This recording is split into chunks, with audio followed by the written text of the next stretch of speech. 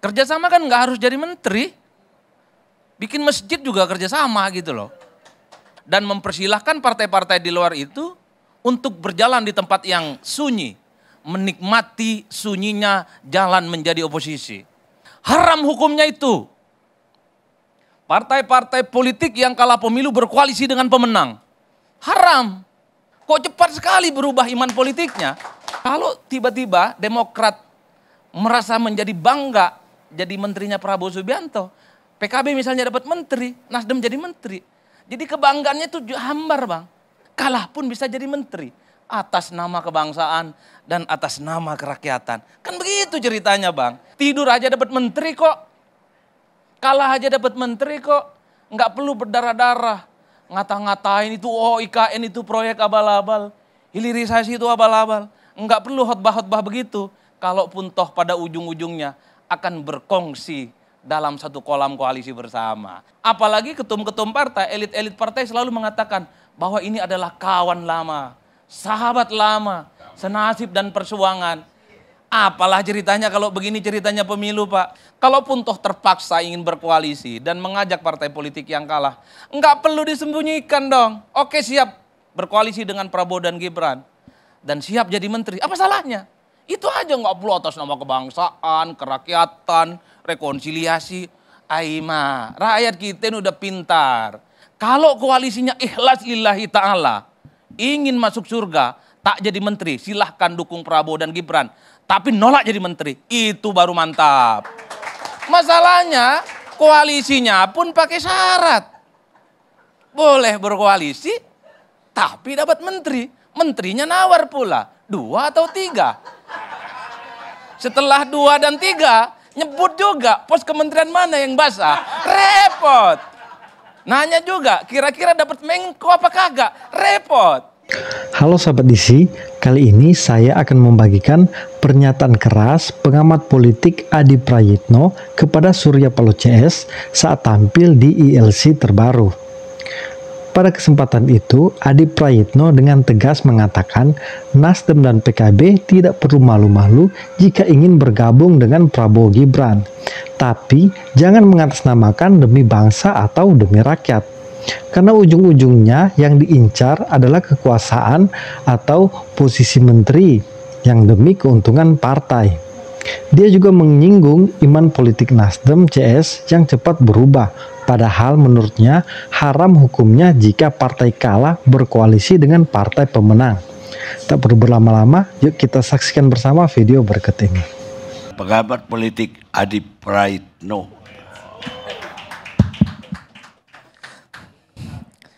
Terima kasih Bang Karni.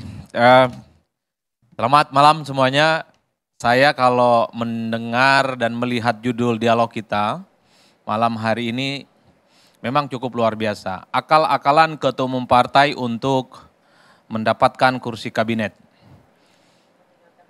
Pertama, saya ingin tegaskan soal kemungkinan koalisi antara partai pemenang pemilu dengan partai yang kalah pemilu.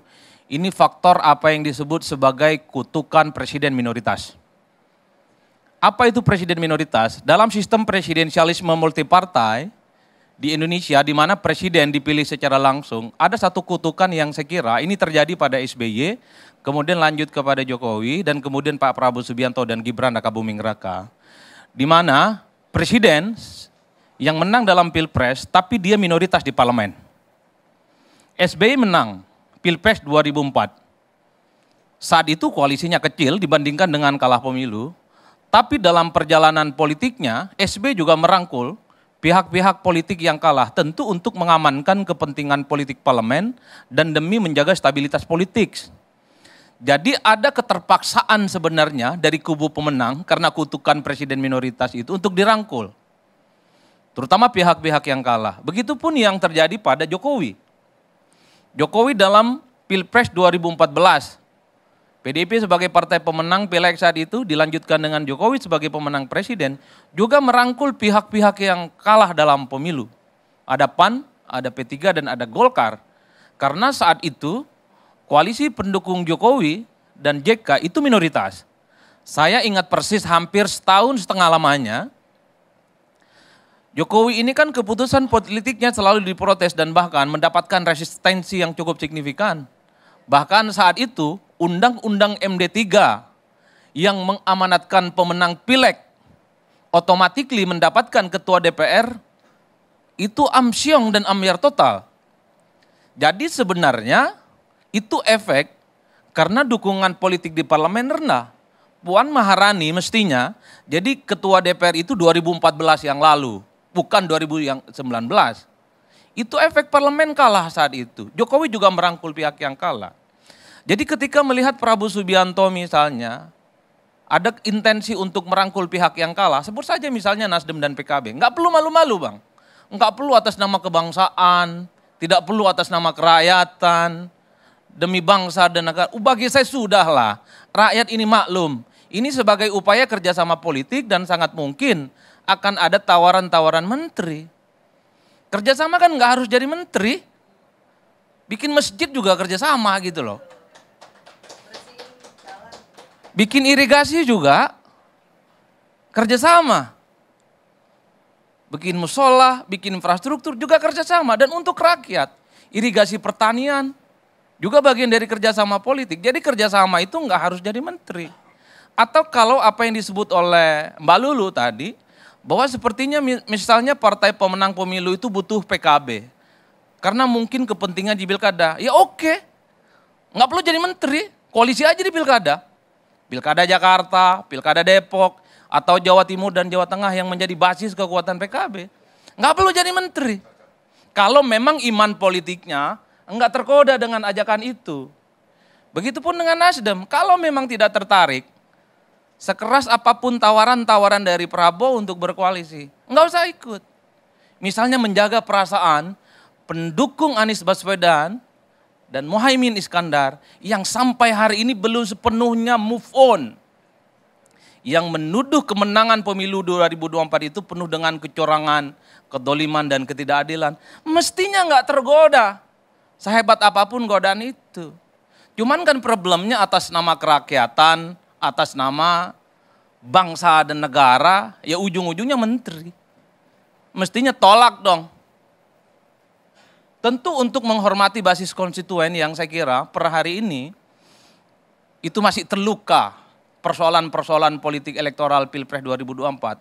Oleh karena itu kutukan presiden minoritas inilah Bang Karni menurut saya yang kemudian membuat kenapa presiden-presiden terpilih itu cenderung ingin merangkul pihak-pihak yang kalah. Problemnya adalah pada level pemenang pemilu kan pilihannya 3. Apakah koalisi yang ingin dibangun itu minoritas? Koalisi yang ingin dibangun itu adalah sedang atau koalisi gemoy. Kalau koalisi minoritas, saya kira Prabowo Subianto dan Gibran Raka Buming Raka cukup mengajak satu partai politik saja sudah cukup. Sebut saja yang diajak itu Nasdem. Nasdem kalau bergabung dengan Prabowo dan Gibran ini sudah menggenapi kekuatan politik parlemen 50% plus 1. Jadi kalau ada voting apapun di parlemen, saya kira Prabowo dan Gibran masih menang keputusan-keputusan politiknya. Ini koalisi minimalis dan mempersilahkan partai-partai di luar itu untuk berjalan di tempat yang sunyi. Menikmati sunyinya jalan menjadi oposisi. Jangan ajak partai-partai yang lain. Yang penting parlemen itu kalau ada voting, head to head menang dan tidak kalah. Atau opsinya koalisi menengah atau koalisi sedang. Tidak cukup dong mengajak Nasdem, perlu juga ada PKB. Kalau ada PKB, maka kekuatan politik Prabowo dan Gibran 73%. Merem saja keputusan politik apapun di 5 tahun yang akan datang, nggak mungkin ada resistensi, nggak mungkin ada perlawanan. Sekalipun ada protes dan resistensi, sebut saja dari PDIP dan PKS, nggak mungkin kuat. Karena kalau dalam voting pasti kalah.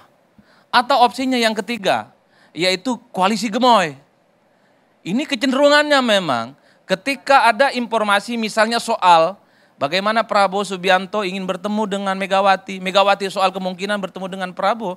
Ini kan dikaitkan soal bagaimana PDIP pun juga ingin ditarik dalam koalisi. Kalau ini terjadi maka yang ada di Indonesia adalah koalisi gemoy. Kalau saya dari lubuk hati yang paling dalam, dari dulu Bang Karni selalu mengatakan haram hukumnya itu. Partai-partai politik yang kalah pemilu berkoalisi dengan pemenang. Haram. Pertama, secara ideologi politik, visi dan misi, partai ini selalu bertabrakan kalau mau pemilu. Oh, saya ingat betul visi misi yang dibuat oleh kubu nomor 1 itu, Kak. Bang Barus. Ingat betul saya. Apa yang mereka tolak? IKN. Anies dan Muhaimin ingin bikin ratusan kota-kota maju. Seperti IKN itu yang dianggap sebagai ini penghamburan uang negara. Tidak setuju pindah Jakarta. Sampai partai pendukungnya PKS itu bikin baliho segede alaihim di depan kantornya itu. PKS tolak pindah ibu kota. Infrastruktur dianggap ugal-ugalan. Demokrasi dianggap terjun bebas. Kok tiba-tiba iman politiknya goyang-goyang? Cocok berkoalisi dengan Prabowo dan Gibran. Dari mana ceritanya, Bang? Kok cepat sekali berubah iman politiknya? Ya minimal ada idah politik. Ya. Idah politik itu ada jeda masa di mana tuduhan-tuduhan terkait dengan kecurangan pemilu, kemarahan yang kalah, itu diendapkan dulu. Jangan di tengah suasana yang sedang berjuang. Bang Refli ini saya tahu persis sedang berjuang di MK. Bang Bestari berjumpa dengan bosnya Bang Noel. Repot ini barang. Kalau Bang Refli Harun tegak lurus segala macam dengan keadilan. Tapi partai pendukung koalisi nomor 1 cari posisi aman masing-masing, termasuk PKB. Habis penetapan ya soal pemenang Pilpres, juga ada silaturahmi politik dan kebangsaan katanya. Setelah itu muncul goyonan-goyonan PKB jadi menteri kan, dan seterusnya. Yang ingin saya katakan adalah ini nggak boleh begini. Kasihan pemilihnya. Oleh karena itu saya selalu juga mengatakan, kalaupun toh ada partai politik pendukung nomor 1 dan nomor 3 ingin bergabung dengan Prabowo Subianto dan Gibran Raka Buming Raka, tanyalah ke mereka yang memilih dalam Pilpres 2014 yang lalu. Anies dan Muhaimin itu 23%. Tanyalah ke mereka, lebih pro mana? Berada di luar kekuasaan atau bergabung? Kalau memang yang 23% itu lebih banyak ingin bergabung, ya bergabung. Supaya pemilih itu tidak merasa ditinggalkan dan tidak merasa dihianati. Begitupun dengan partai pendukungnya Pak Ganjar dan Pak Mahfud. Tanya ke basis konstituennya, yang 16%, 14 Februari memilih mereka. Lebih setuju di mana? Berada di luar atau ingin bergabung dengan koalisi? Kalau itu sudah dilakukan, ada potret kecenderungan pemilihnya. Saya kira legitimasi untuk berkoalisi sekalipun, saya kira akan mungkin terjadi. Jadi rakyat yang memilih tidak merasa ditinggalkan, tidak merasa didolimi, dan tidak merasa dihianati. Bang Refli ini yang kesekian kalinya ketemu dengan saya. Kebetulan agak cocok suasana hatinya, di mana partai-partai yang kalah pemilu memang harus ada di luar kekuasaan sebagai bentuk hukuman cara politik. Itu yang jelas. Nah yang kedua, pemilu itu kan hakikatnya adalah kompetisi, persaingan, memenangkan pertarungan, mengakumulasi kekuasaan. Apa itu akumulasi kekuasaan? Menang jadi presiden, jadi wakil presiden, dan menumpuk partai di mana para kader terbaiknya jadi menteri. Itu kekuasaan, Bang. Ada dignity, ada kebanggaan kalau dia bergabung dan memenangkan pertarungan dalam Pilpres. Oleh karena itu, ketika partai kader terbaiknya jadi menteri, itu bangganya nggak karu-karuan. Karena tidak semua orang, tidak semua partai bisa menikmati. Demokrat misalnya, itu senang betul bergabung dengan Prabowo dan menang. Kenapa? Karena bagi Demokrat dia ingin tunjukkan kepada pendukung Amin dan Muhaimin Iskandar bahwa Demokrat itu berjalan di tempat yang benar. Sekalipun kursinya turun. Minimal koalisi Pilpresnya menang. Mereka bangga jadi menteri karena bergabung dengan menang. Demokrat bisa berbusung dada, tidak berada di dalam koalisinya Amin. Demokrat ingin tunjukkan bahwa bergabung dengan Prabowo bukan salah pilihan, tapi ihdinas siratal mustaqim, di jalan yang benar. Jadi bangga kalau kemudian kader-kader Demokrat ada yang jadi menteri. Yang ingin saya katakan adalah, kalau tiba-tiba Demokrat merasa menjadi bangga jadi menterinya Prabowo Subianto, PKB misalnya dapat menteri, Nasdem jadi menteri, Jadi kebanggaannya itu hambar, Bang. Artinya apa? Untuk jadi menteri, tak perlu jadi pemenang. Nggak perlu busung dada. Kalau hanya ingin jadi menteri. Kalah pun bisa jadi menteri. Atas nama kebangsaan dan atas nama kerakyatan. Kan begitu ceritanya, Bang. Artinya apa? Untuk jadi menteri dan jadi pejabat di negara ini dalam sistem pemerintahan presiden secara langsung, nggak perlu harus jadi pemenang. Cukup atas nama rekonsiliasi. Ya nggak? Betul kagak? Iya dong. Itu yang saya tangkap. Begitupun dengan partai-partai lain seperti PAN, seperti Golkar, ingin tunjukkan kepada yang lain bahwa pilihan politik mereka bergabung dengan Prabowo dan Gibran adalah pilihan yang benar dan mereka sangat layak dan cukup bangga untuk menjadi menteri sebagai bentuk penghargaan atas perjuangan mereka. Kalau tiba-tiba yang kalah juga dapat menteri, kebanggaan jadi menteri itu rasa-rasanya hambar. Jadi nggak mewah lagi jadi menteri gitu loh. Tidur aja dapat menteri kok. Kalah aja dapat menteri kok. Nggak perlu berdarah-darah. Ngata-ngatain itu, oh IKN itu proyek abal-abal. Hilirisasi itu abal-abal. Nggak perlu khotbah-khotbah begitu.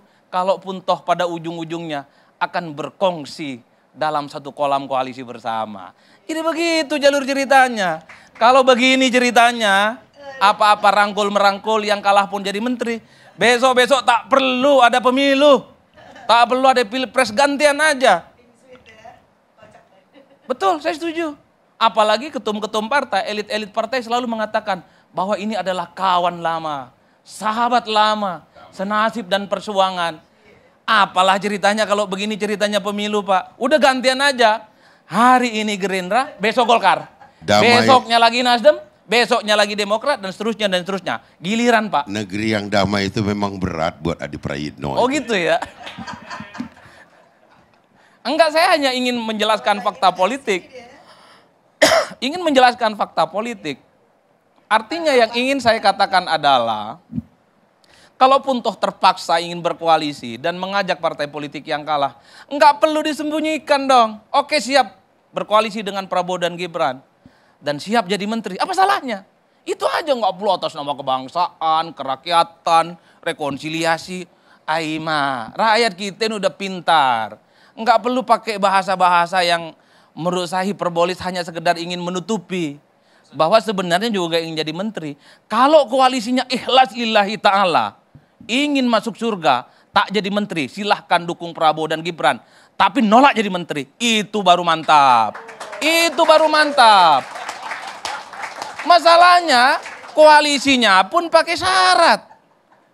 Boleh berkoalisi, tapi dapat menteri. Menterinya nawar pula, 2 atau 3. Setelah 2 dan 3, nyebut juga pos kementerian mana yang basah. Repot. Nanya juga, kira-kira dapat Menko apa kagak? Repot.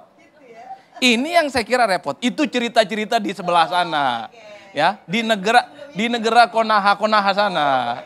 Ini yang saya repot. Oleh karena itu Bapak Ibu yang ingin saya katakan, sebagai sebuah akhir dari khotbah politik malam hari ini ya.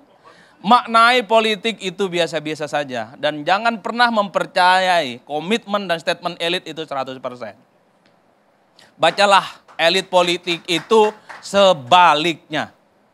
Kalau elit politik hari ini bicara tentang ideologi, itu adalah politik yang diletakkan atas idealisme perjuangan. Bahwa politik itu adalah penuh edukasi.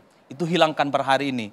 At the end of the day-nya, politik kita itu adalah ujung-ujungnya kekuasaan, kekuasaan, dan kekuasaan. Politik kita ujung-ujungnya itu adalah yang kalah berkoalisi, jadi menteri, dan jadi menteri. Atas nama Indonesia Raya dan Indonesia Maju. Lalu kemana para pemilih kita? Pemilih kita wassalam dan ditinggalkan. Demikian, terima kasih. Wassalamualaikum warahmatullahi wabarakatuh. Nah, gimana menurut kalian? Apa setuju dengan pandangan Adi Prayitno? Yuk komen di kolom komentar. Sampai jumpa.